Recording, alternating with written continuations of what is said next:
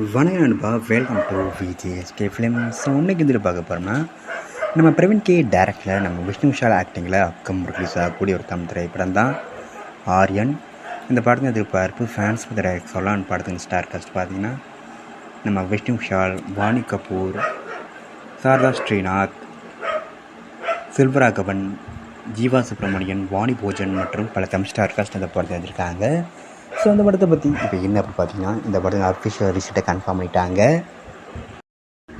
இந்த படத்தை இப்போ அக்டோபர் மந்த் 31 தேர்ட் ரிலீஸ் பண்ணுறாங்களாம். ஸோ வெயிட் பார்ப்போம் இந்த ஆரியன் படம் எந்த ஒருத்தா பண்ண போகிறாங்கன்னு.